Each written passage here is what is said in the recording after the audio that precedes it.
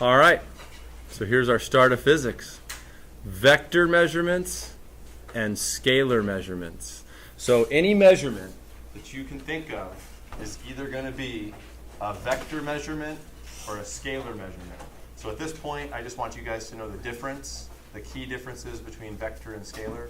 Raise your hand if you've done vectors before in math class, but probably not scalars, right? Does the word scalar sound familiar?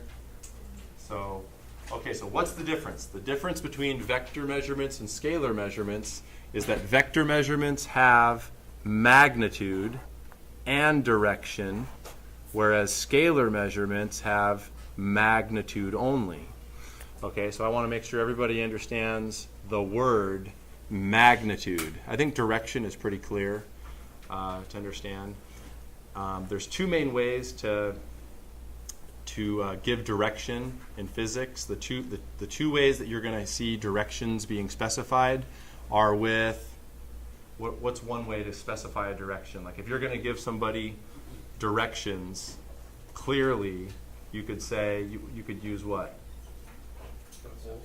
North, south, east, west, that's one. And by the way, these are called frames of references.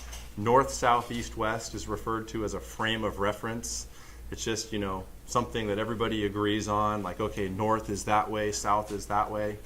What's the second frame of reference used in physics? You use it in math class. It's the most commonly used one in math. XY, the x direction and the y direction. Those would be considered directions. So direction, I think, makes sense to most people. The word magnitude, for some reason, is a stumper. Like kids come across the word magnitude, which is used a lot. Like when you're taking a test or a quiz or the homework set, the question could say, give you all this information and then say, find the magnitude of the force. Find the magnitude of the acceleration. And it's a real simple word, the meaning of it. So the word magnitude means how big, how much, how fast, how far. If you're ranking something between 0 and 10, how awesome. Like, oh, that dive, huh? Volcanoes, right? Volcanoes. They get measured like by magnitude. Yeah, or earthquakes. The magnitude of the earthquake. It's how big, how intense. So, like, for example, I weigh about 200 pounds. Would that be a magnitude? Yeah, how much I weigh is a magnitude. I'm almost 40 years old. Is that a magnitude? Yeah, pretty much. Every measurement has a magnitude. Now, whether it's vector or scalar depends upon whether a direction is given. Okay, so let's just do, I have 4 examples here. So what do you think about time? Is it scalar or vector? Scalar. Because now, why would time be scalar? Because it doesn't make any sense to put a direction on it. If I told you how to bake some cookies, and I said, all right, so put the cookies in the oven and bake them for 10 minutes south. You'd be like, what? That doesn't make any sense. Okay, time is scalar, no direction. Okay, how about temperature? It's about 75 degrees outside. Yeah, scalar. You don't put a direction on temperature. No direction. That's scalar. Okay, let's got 2 more. How about force? Vector. Because look, this guy's pushing on this car. So what would be the magnitude of his force? The magnitude is how hard he's pushing. If he's super strong, maybe he's pushing really hard. If it's Mr. Engel behind the car, it's going to be a small magnitude because he's really weak. Sorry, Mr. Engel. Okay. So force. And then the direction, which way is that guy pushing? We can't use north, south, east, or west, or X, Y, because, unless it were set up, unless they told us, boom, this way is east, and then that way is west, then we could say that the direction of the force is east, right? But we would just say to the right, but it's a direction. All right, and then the last one, this was kind of tough to find a photo for. This one was tough. Acceleration. So we'll talk a lot about acceleration later in chapter 2. But why was it difficult to find a photo? Because a lot of things accelerate. You know, a ball can accelerate, a car can accelerate, a person can accelerate. The photo doesn't. Yeah, a photo. Like if I showed you a photo of a car, you'd be like, is the car sitting there? Is it moving but not accelerating? Because you can move without accelerating, right? Acceleration, which we'll talk about later, is anytime your velocity changes. Anytime you like go faster, faster, faster, or slower, slower, slower. That acceleration. So here, which way is that airplane accelerating? You can see those thrusters there? That airplane is what? Taking off. It's accelerating to the right. So there's a magnitude, and that's got to be a big magnitude, right? On an aircraft carrier, that's got to be a big acceleration to get off the end of the boat and go into the air. Okay, so that's what? Vector or scalar? Vector. Acceleration is vector. Now, there are some, so those were all pretty straightforward. You know, time, temperature, force, acceleration. But there are two terms that are very commonly used that are, it's not obvious which one's vector and which one's scalar.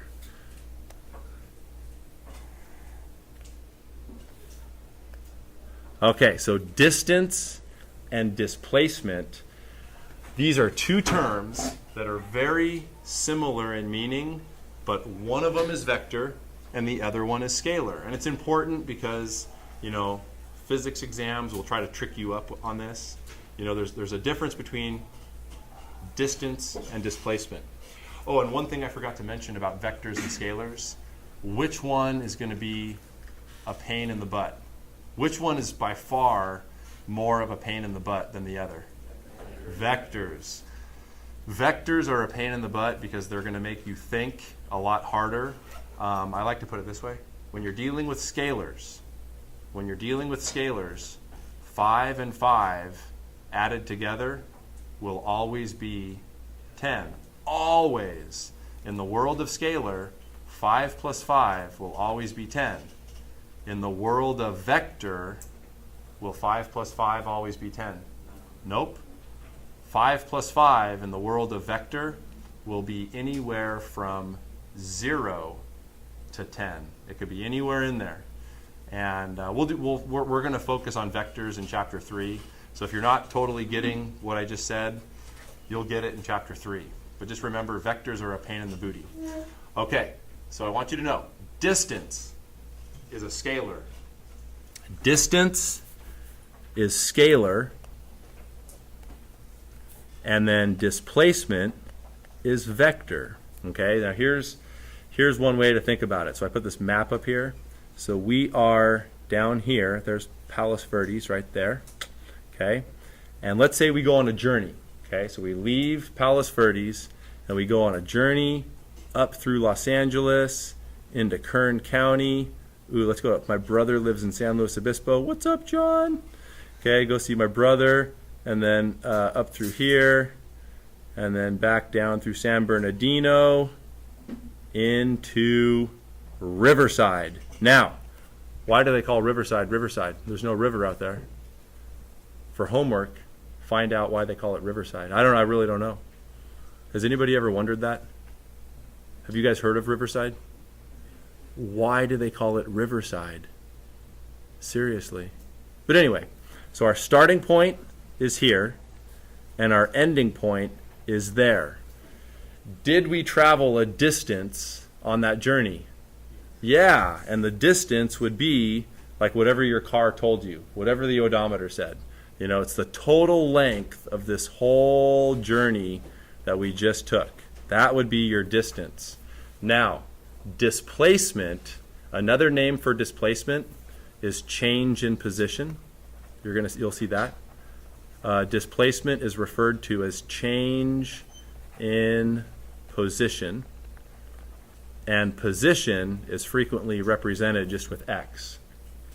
So displacement, the physics way to write displacement, the physics way to show it is delta x. So how do you read that? Delta is what? Change, and then x is position. It's where you are. How many of you have some type of GPS device? Most of you do. In fact, I'll tell you what, yesterday I was putting a little reminder in the computer for me to return the library books that I just checked out. Yesterday I got hit with a $25 library fine. That hurt, dude. Like normally my fines are like a couple bucks because it's like 25 cents a day. But like months ago, we checked out all these books, right? It's like 3 kids and Lily's reading the little picture books and Maggie's now in 2nd grade. So we just come on like stacks of books and we were late returning them. So I got home, I paid the fine, brought home the new library books, and I was putting a reminder in the computer to return the library books, and I noticed that it said, do you want to be reminded at a certain time or at a certain location? Dude, do you guys find that amazing? I find that amazing that you can tell your phone to remind you somewhere. Remind me when I am here. So obviously the phone is using some sort of GPS. But what's the P in GPS?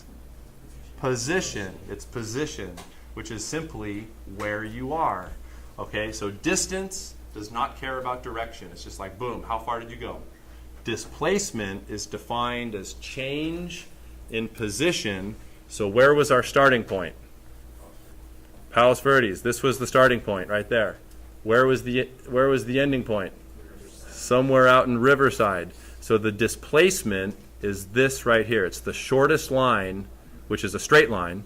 It's the shortest distance between the starting point and the ending point. Can we include a direction there? Yeah, so here, north, south, west, east. Which way was that displacement? East. So however many miles that is, east. The shortest distance from starting point to ending point. Does displacement care about the rest of this journey up there? Nope. So another way to think of distance and displacement, you leave your house, you go for a run. Let's say you run 5 miles.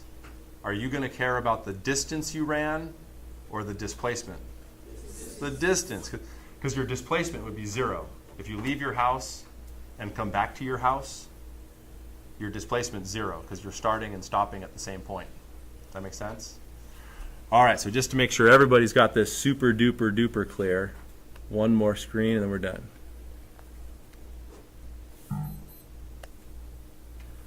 There's a reminder.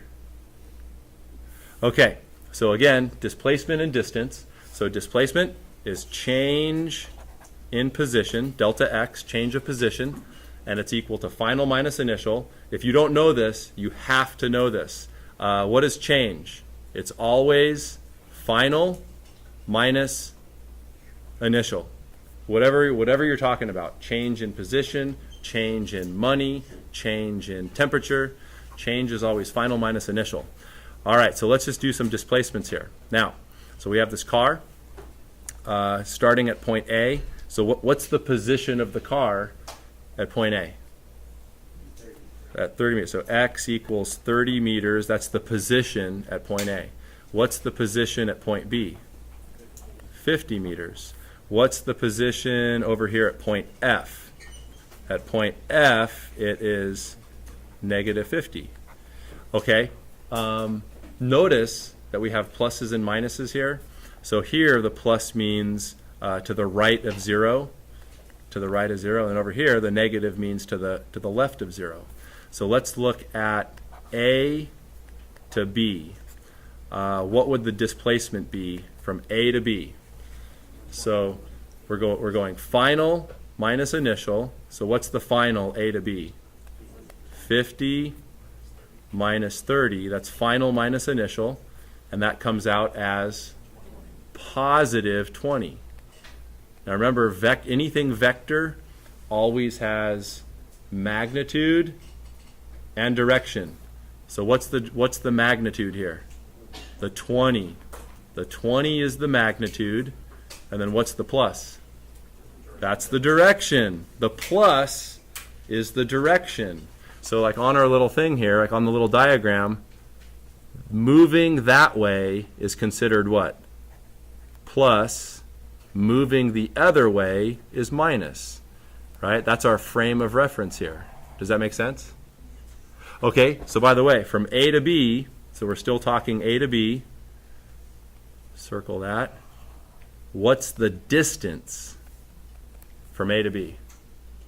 20. You would just say 20 meters. Okay, last one and then we're done. Let's now do A to F. So A is the starting point, F is the ending point. Okay, so what is the displacement from A to F? It's going to be negative 80. So you go like this. You go 30. So it's you go final, which is negative 50, right? Where does the car end up? F is what? Negative 50 minus the initial. What was the initial? Positive 30. Right? Final minus initial. So this comes out as negative 80. Oops. Negative 80 meters. Okay? So again, what is the negative telling us? The direction. The negative means to the left. The 80 was the displacement. Okay, now, what was the distance A to F? No, not 80. Oh, wait, yes, 80. No, 80. It's not 80. Because you got to remember, so the car went like this. It went A, out to B, and then back to negative 50. So that's going to be 30 out to 50, which is what? 30 out to 50 is 20, and then 50, so yeah, it's going to come out as 120 meters. Does that make sense? So the displacement was 80, the distance was 120. That's kind of like one of the tricky, there's not a ton of tricky stuff in physics. Distance and displacement is a tricky one because one is vector, the other one's scalar. All displacement cares about is starting point and ending point. Okay, any questions? All right.